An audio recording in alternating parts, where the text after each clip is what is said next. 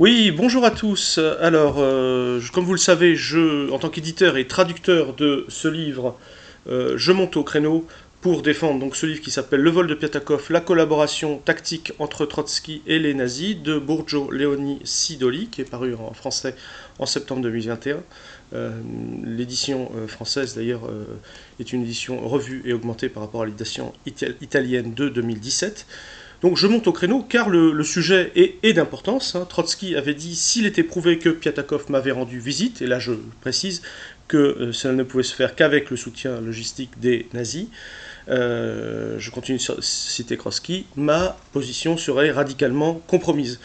Je crois que tout est prouvé donc ici et que les preuves s'accumulent. Cela implique un bouleversement dans notre conception de l'histoire du XXe siècle, apte à réécrire les manuels, et cela implique un bouleversement, vous vous en rendez compte, un bouleversement durable de la gauche et notamment de la gauche marxiste. Donc je me suis fait un point d'honneur de répondre à tout, y compris aujourd'hui à une réponse qui en l'occurrence botte en touche. Donc je vais simplement en prendre acte. Après c'est du dialogue du sourd, je pense qu'on s'arrêtera là, mais il me faut au moins en prendre acte.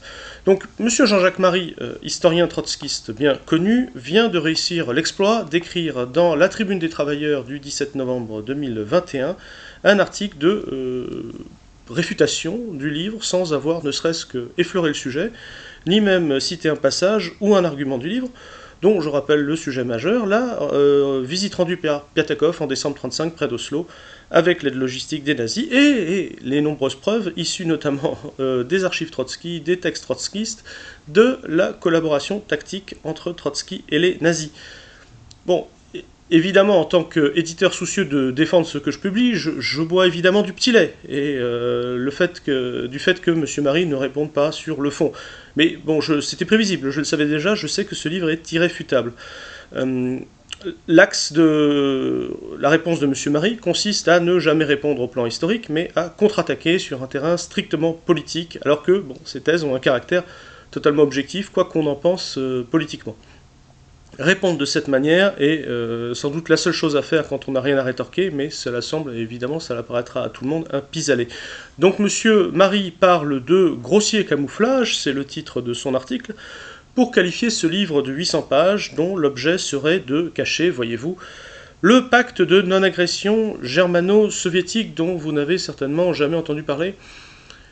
Monsieur Marie croit-il vraiment que nous, petites maisons d'édition, ou bien notre confrère italien, éditeur de l'édition originale, confrère qui ne me paraît pas être un empire médiatique non plus, Monsieur Marie croit-il que nous aurions la prétention de renverser l'idéologie dominante à nous tout seuls et de cacher la forêt de publications anticommunistes avec un arbre, ou plutôt avec un simple volume, comme si on ne nous parlait pas du pacte de non-agression germano-soviétique, dit pacte Hitler-Staline, 24 heures sur 24, dans tous nos manuels d'histoire, à longueur de documentaires, il y en a encore eu un récemment, je crois, sur Arte, encore sur Hitler-Staline et compagnie, enfin, c'était toujours des choses du même genre. Bon, on ne fait pas dans le quantitatif, on défend nos thèses, on apporte des arguments, on s'adresse à des gens de bonne foi, c'est tout ce qu'on peut faire. Bon, le pacte de non-agression, c'est pas un sujet pour nous. Là, je parle pour nous, je dis en tant que maison d'édition, et je pourrais parler d'ailleurs de l'ensemble de la mouvance communiste, quelles que soient ses nuances, ses divergences, la mouvance communiste qui entend le rester, si je puis dire. Je pourrais justement, pour donner une preuve, citer ce que raconte Annie Lacroix-Riz à ce sujet, parce qu'elle est plutôt une référence, elle est évidemment une référence dans ces milieux. Donc, grosso modo, dans notre majorité, nous n'éprouvons jamais le besoin de justifier le pacte de non-agression. C'est pas un sujet. Pour nous, il faut être du mauvaise foi insigne pour ne pas voir qu'il n'y avait pas d'autre choix vu les circonstances. J'ai publié un livre qui s'appelait Qui aidait, et republié un livre qui s'appelait Qui aidait Hitler, je vous le conseille, il est très bon, d'Ivan Maïski, ambassadeur soviétique à Londres, et qui a bien montré, notamment après les accords de Munich, que l'URSS est évidemment complètement lâchée par les puissances occidentales et se retrouve dos au mur. L'Angleterre va même envoyer des ministres plénipotentiaires Kakoshi, mais sur un bateau pour éviter qu'ils arrivent à temps. Ils vont débarquer sans avoir même d'autorisation. Enfin, ils racontent des anecdotes. On voit véritablement qu'ils ont décidé, tout le but de Munich, c'est nous vous laissons les mains libres à l'Est, hein, comme disait le ministre des Affaires étrangères Bonnet. Bon. C'est ce qu'il a dit à Ribbentrop. Peut-être que M. Marie pense-t-il qu'il était honteux de signer le pacte de non-agression et que l'URSS aurait dû affronter le nazisme à elle toute seule, devant le regard amusé et goguenard des puissances occidentales signataires des accords de Munich. Je rappelle que l'URSS a perdu 27 millions de morts contre Hitler alors qu'elle n'était pas seule dans ce combat. Si on suit M. Marie, il n'aurait pas fallu gagner du temps, il aurait fallu affronter Hitler seul. Donc ça aurait donné quoi? Peut-être 50 millions de morts, je sais pas. Bon, ce raisonnement est vraiment absurde. Et s'il faut comparer à ce qui est établi là dans cet ouvrage, hein, preuve en main, à savoir la collaboration tactique de Trotsky avec les nazis, à en croire M. Marie, un État encerclé est obligé de faire des concessions. C'est ce qu'avait fait Lénine à Brest-Litovsk. C'est ce qu'a fait Staline au moment du pacte. Donc ça, la nécessité de reculer face à un ennemi plus fort en nombre, ce serait donc du même ordre qu'un ancien dirigeant de l'armée rouge, hein, Trotsky pour ne pas le nommer, battu politiquement et qui, comme un vulgaire exilé de Coblence, s'entend reprendre le pouvoir en misant sur la défaite de son pays et avec les pires ennemis du communisme. C'est tout simplement pas comparable, c'est même incommensurable. Bon, je rappelle aussi que le processus de criminalisation du communisme relancé et qui s'accélère de manière accélérée par l'Union européenne entend justifier la persécution actuelle des communistes. Hein, je rappelle que c'est allé jusqu'à les brûler vifs à Odessa en 2014. Ils justifient leur persécution par le pacte germano-soviétique, sans bien entendu parler de tous les pactes et alliances entre le Reich et les puissances occidentales qui avaient précédé ce pacte. Il y avait même un pacte naval entre l'Angleterre et l'Allemagne, hein, et à peu près une dizaine d'accords qui sont, et j'ai bien sûr parlé des accords de Munich, des honteux accords de Munich.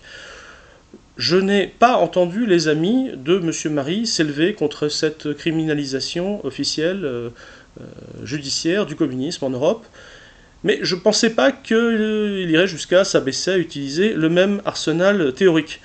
Bon, en tout cas, M. Marie a sans doute conscience, je pense, sinon il n'argumenterait pas de la sorte, il a sans doute conscience de l'objection possible, à savoir que le pacte était tout de même justifié par les circonstances, car elle juge nécessaire, dans son article, de montrer que Staline avait cette alliance en tête depuis longtemps, quelles que soient les circonstances, et donc il cite les propos de Staline recueillis dans le journal de Dimitrov, le 7 septembre 1939, en disant « Hitler, sans le comprendre ni le vouloir lui-même, ébranle, sape le système capitaliste ». Et M. Marie juge bon d'en conclure, je cite, qu'Hitler serait donc un allié, disons, objectif. J'ai retrouvé évidemment ce passage très connu du journal de Dimitrov. Voilà tout ce que dit clairement Staline. Une guerre est en cours entre deux groupes de pays capitalistes, pauvres et riches en ce qui concerne les colonies et les matières premières, pour la redivision du monde, pour la domination du monde. Nous ne voyons rien de mal à ce qu'ils se battent durement et s'affaiblissent mutuellement. Ce serait bien si, aux mains de l'Allemagne, la position des pays capitalistes les plus riches, surtout l'Angleterre, était modifiée. Hitler, sans le comprendre ni le vouloir, ébranle et mine le système capitaliste. Bon, qu'est-ce qu'a dit clairement Staline à ce moment-là? Il n'évoque pas par là une alliance, et encore moins une alliance objective entre Hitler et lui, si je puis dire, mais un affrontement inter-impérialiste entre l'Allemagne et l'Angleterre, qui évidemment l'arrangerait. L'obsession des soviétiques, c'est pas sorcier à comprendre, c'est d'éviter que l'union sacrée contre eux, comme les au moins 14 nations liguées contre elle à sa naissance. Donc oui, c'est même le coup de génie de Staline, ce fut de comprendre qu'il y avait une contradiction objective à l'intérieur du capitalisme, et que le fascisme, par son fanatisme, par son jusqu'au-boutisme, par ses horreurs, évidemment, poussé vraiment jusqu'au bout, divise le camp capitaliste dont il est issu. C'est le même système d'exploitation des travailleurs, le même système d'exploitation coloniale et raciste, mais évidemment poussé à l'extrême et portant l'inégalité racialiste jusqu'au cœur de l'Europe. Donc, Bon, on l'aura compris, M. Marie se contente de répondre en restant sur sa zone de confort, c'est-à-dire en cherchant de nouveau des poux dans la crinière, ou plutôt dans la moustache de Joseph Staline. À ce jeu, bon, on aurait pu l'imaginer même rodé, alors il n'en est rien. Même sur les détails, il y a des choses qui ne vont pas. Le discours de Molotov qu'il invoque en incipit de son article, alors j'ai mis du temps à le retrouver parce qu'il mettait 1er décembre, mais c'est dans la Pravda du 1er novembre. Sans doute M. Marie s'embrouille-t-il avec des citations de seconde main. Il mentionne, voilà, j'ai retrouvé la situation en russe. Идеологию гитлеризма, как и всякую другую идеологическую систему, можно признавать или отрицать. Это дело политических взглядов. Ce qui peut se traduire par, donc ce qu'a dit Molotov dans la Pravda, on peut reconnaître ou refuser l'idéologie de l'hitlérisme comme tout autre système idéologique, c'est une question de regard, une question de vision politique. Or, cette déclaration se transforme sommairement sous la plume de M. Marie en on peut aimer ou ne pas aimer l'hitlérisme, alors qu'il s'agit reconnaître ou refuser, comme s'il s'agissait d'une question de sentiment, alors que c'est le chef de la diplomatie soviétique qui s'exprime ici. C'est évidemment une traduction très libre et très tendancieuse. Bon, ensuite, toujours autour du pacte, hein, parce que c'est là que c'est pas le sujet du livre, mais M. Marie a décidé de broder autour. Il ne manque pas de réchauffer le vieux bobard de la guerre froide de Margaret Buber-Neumann sur la livraison des communistes allemands par Staline à Hitler. À ma connaissance, il n'y a qu'un seul historien qui s'appelle Wilhelm Menzing, M-E-N-S-I-N-G. C'est le seul à avoir étudié la question. C'est un historien apolitique. Et il a fait justice de ce vieux bobard dans une étude en reprenant toutes les personnes qui étaient passées du RSS en Allemagne. Il a fait la liste. Je vous invite, et il n'y a aucune volonté de livrer des communistes à Hitler, et il n'y a pas eu de répression de communistes juste après, venus de l'Union soviétique après cela. Même Margaret Buber-Neumann elle-même n'était pas membre du Parti communiste quand elle est passée en Allemagne. Bon, c'est un des pires bobards de la guerre froide, bon, mais ça a été réfuté. Vous trouvez ce texte en ligne si vous lisez allemand, ça s'appelle Eine Morgengabe, un don du matin en fait, avec un point d'interrogation. Die sowjetische Auslieferung deutscher Emigranten an das NS-Regime nach Abschluss des Hitler-Stalin-Pakts. Vous trouvez ça en ligne, je vous invite à aller vérifier. Ne manquait enfin, sous la plume de M. Marie, que le fait de nous renvoyer à la figure, alors que c'est toujours pas le sujet, mais peu importe, la demande de reparution de l'humanité sous l'occupation, qu'il évoquera évidemment hors contexte, et surtout pas, bien sûr, et surtout sans mentionner le fait qu'il s'agissait fondamentalement d'obtenir la libération des communistes emprisonnés, qui commençaient arrêtés sous Daladier, seront fusillés sous Pétain et les nazis. Au type d'argument, bon, tout le monde aura compris qu'au type d'argument qu'il utilise, nul ne contestera que M. Marie est bien trotskiste, c'est un bon trotskiste. Le problème, ça n'avait pas forcément besoin d'être démontré. En revanche, ce qui reste à démontrer, c'est la fausseté des documents apportés par le vol de Piatakov. Et pour cela, réponse du berger à la bergère, il ne me reste plus qu'à lui souhaiter, à lui comme à d'autres, bonne chance et bon courage. Voilà, merci pour votre attention et à la prochaine.